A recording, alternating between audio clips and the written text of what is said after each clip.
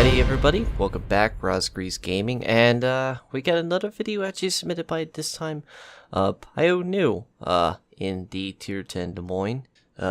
Sorry actually you guys didn't have a whole bunch of videos last week because, well, unfortunately I was at PAX last week and I was hanging out with Wargaming and everybody else at the Boston, Massachusetts, and I really kind of liked it. It was actually a fun little trip, and I really enjoyed myself. Got to meet a lot of cool people. But we'll talk about that more in another video, I'm sure of. We have a match to talk about. We have something to play here. So this is Pyonew, once again, in the Tier 10 Des Moines. Des Moines. How many times have we done a video on Des Moines? I think, on top of my head, I believe we have at least 8 videos. On top of my, just thinking about it. And I think, let alone this year, we already have 2. How many more are we going to get? Well, if we keep getting stupid and good moments of this, I'm pretty sure we're going to get a couple more. So real quick, there's 2 disclaimers for this video. Number 1, Pyonew actually said I didn't think this was going to be a good video, because I tabbed out late into the game. So basically, she was AFK until match started. So she had no clue what was going on. No ships she knew about until she hit the tab key to find out, or something to that effect. Number 2, immediately knowing that's a legendary mod on it. And here comes the planes. As always with the carriers. And I don't see any planes going down. There goes the plane. And those are high explosive shells making away towards her, and she barely only gets one in the back end. Oh, and then here comes some armor piercing, which do 16,000 damage because of the carrier spotting her. Everybody just went right after her. It had to have been the Montana shells, because only that kind of damage could have come from something that nasty. Could have been 100 too, but I really doubt it. So yeah. Anyway, what's so devastating about the Des Moines is of course those guns, those 8-inch guns that have a self-reloading gun. It's just fantastic. If you guys want to go to Boston, there is their sister ship Salem that is basically this ship once again and has the same gun layout, and of course was in the movie, of course. So she's got movie credentials too as well.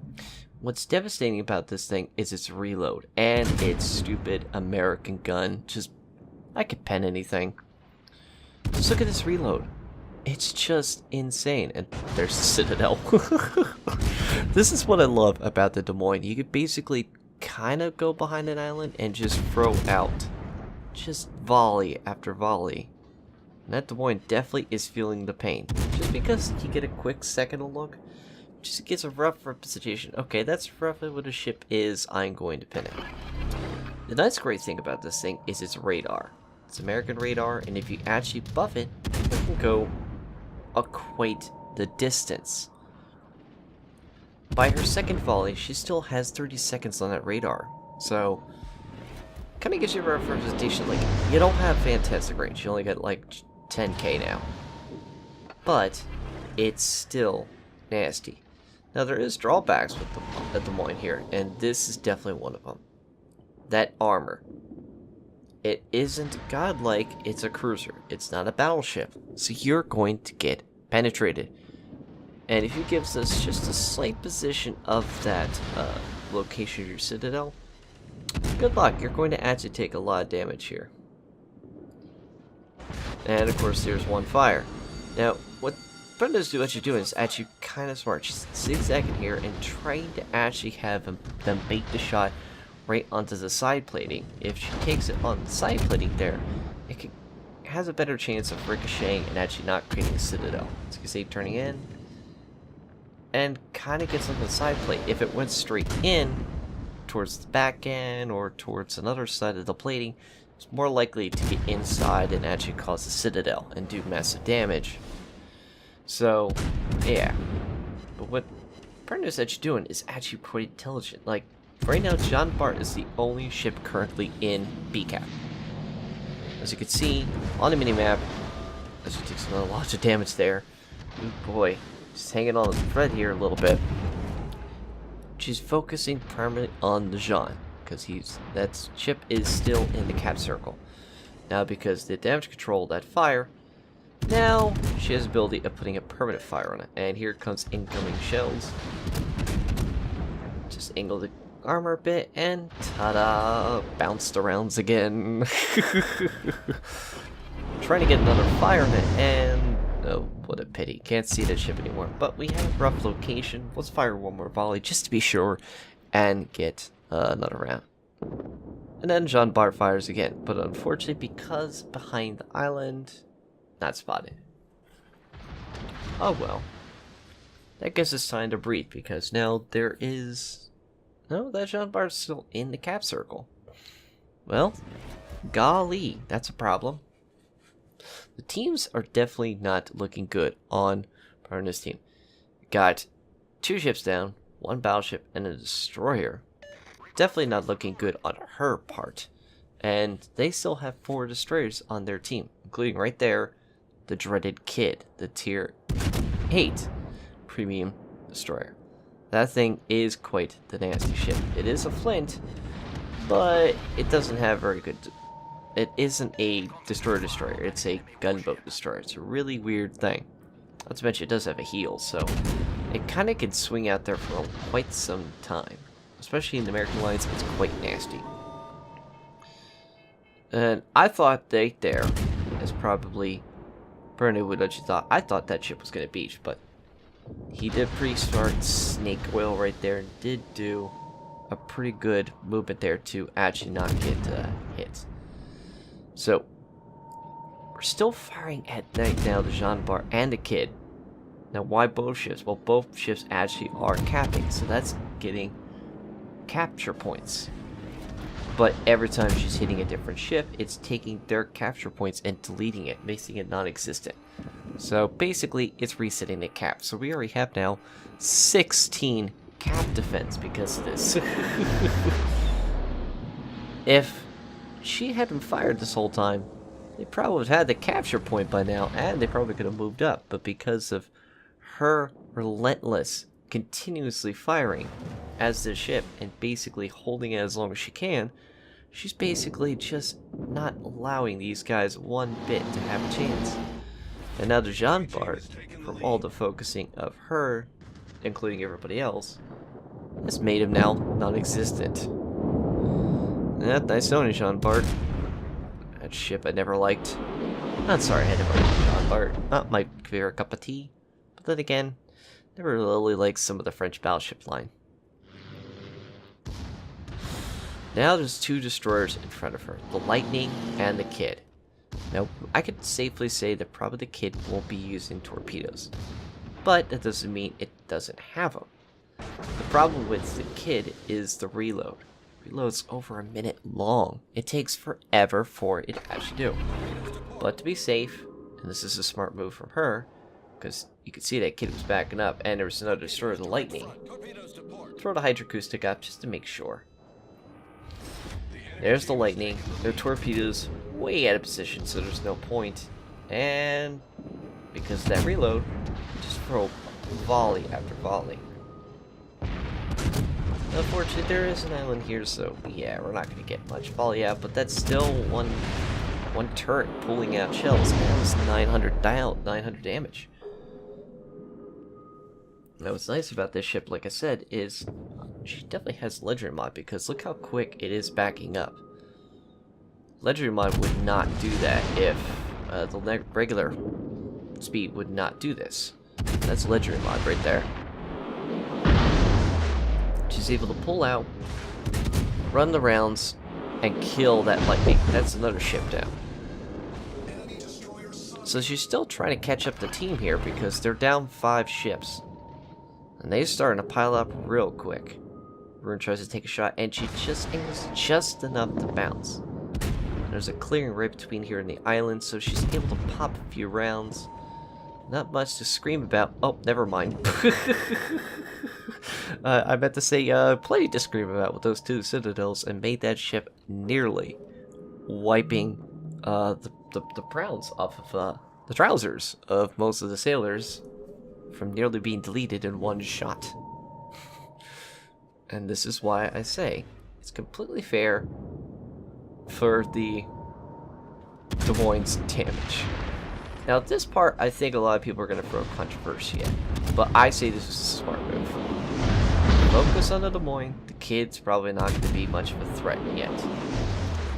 Oh wait, never mind. It was going to be if she went full speed. We all knew the kid was going to drop torpedoes because we were able to slow down. Now that ship's gone, fire a volley of AP, switch to high explosive, run the heal up the ship, and now we can just fire volley onto the ship. Kid can't do anything except fire, and now that's 2 ships down. So basically, she single-handedly held herself against a battleship, 2 cruisers easily, and 2 destroyers. There was some supporting fire, but they're pretty much all non-existent now. Now there is a Zalyasi on the minimap, but that's an AFK thing, so we don't worry about that. I tell you what though, our condolences to the team on the enemy side for not having theirs out running, because that is a very good ship. It's a pity it is not operational there. But just to put insult to injury, let's fire some volleys at it just to give it a little bit of a damage sponge there. Fire a few volleys since we're in smoke. We can't get seen. Try to at least get rid of that ship. But doing so, we can reduce the amount of spotting this team can have. That is a ship out in the open that can, if she pulled out, get her spotted. So let's get rid of it, get it out of the way, and then we can focus on the other ships so we don't have to worry about us getting spotted from an AFK ship. That's a fire, also we also put to mention, and that also gave her Confederate. But she didn't get the kill. Conqueror got that, but whatever. It's not important. Now, look at the minimap.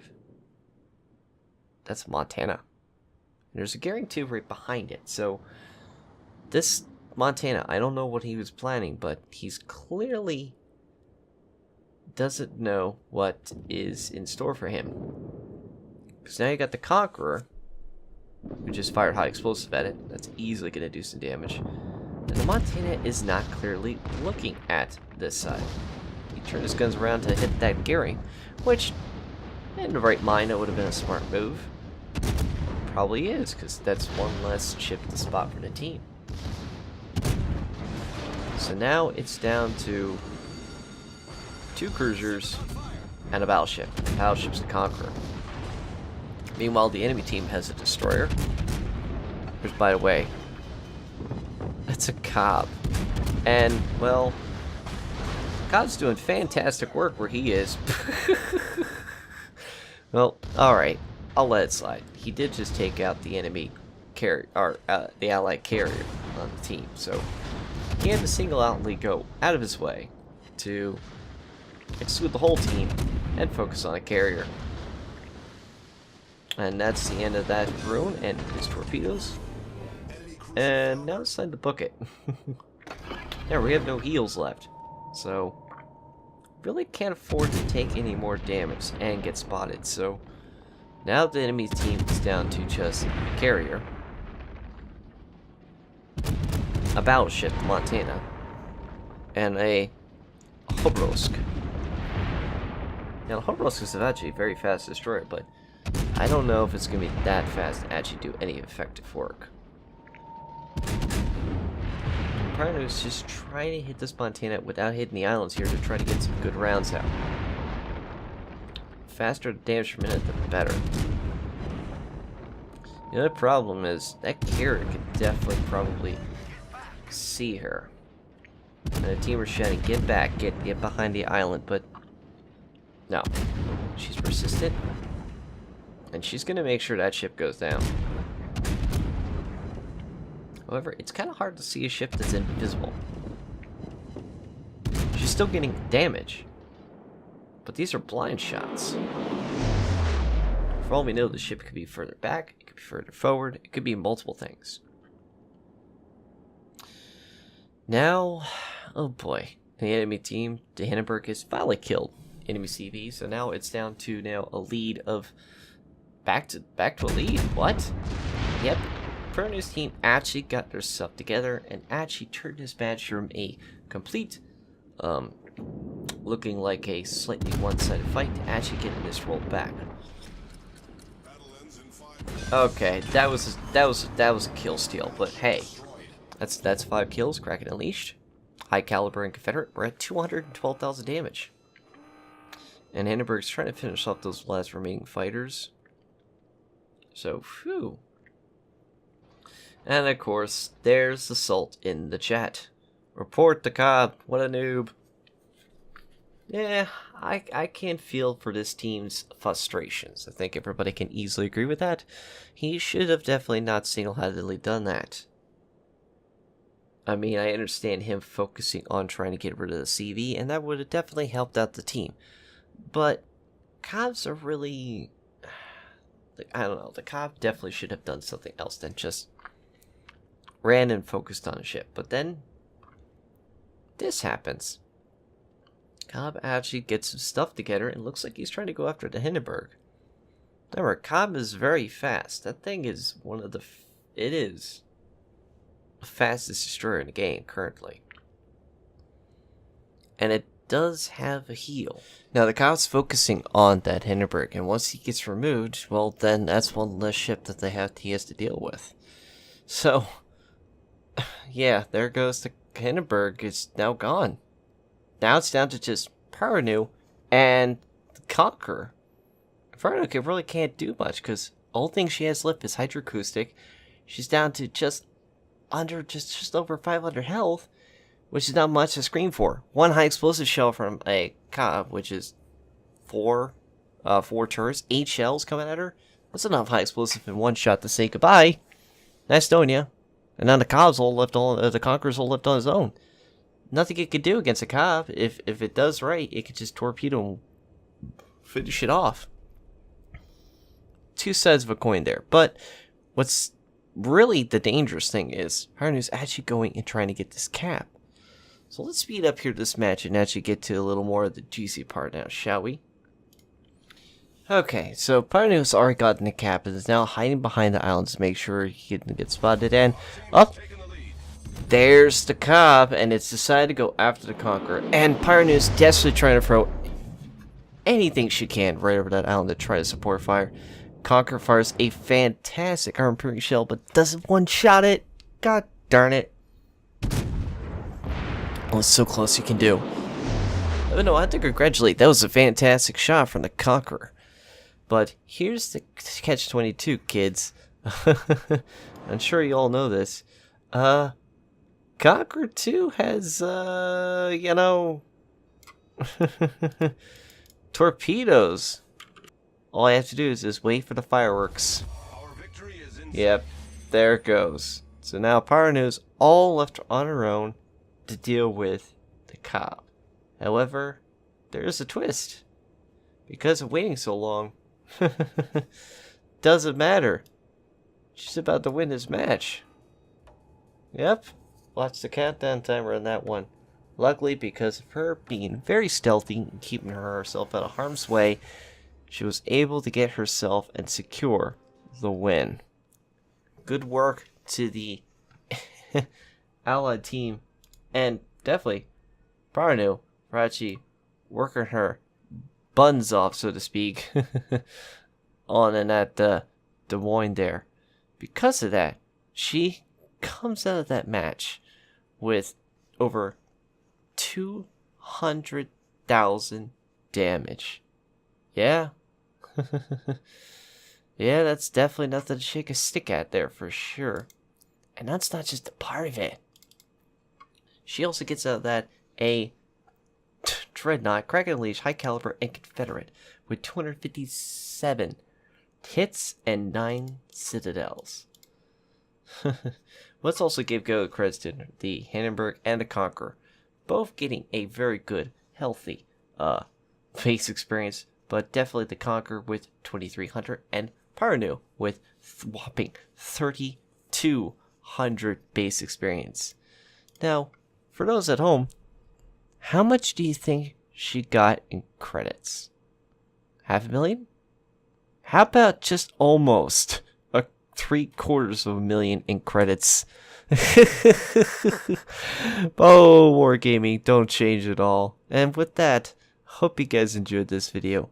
If you guys have your own, please submit it down in the description down below. If you guys want to, follow me on Twitter. I'm always on there trying to at least, say my 2 cents on there or feel like it. Or also you can follow us on the Twitch stream. I'm always Twitch streaming at least 5 times a week. If I'm not playing Warships, there's always something else on the channel going on. Feel free to come in and say hi. As always, take care of yourselves. I'll see you all in the next one. Take care.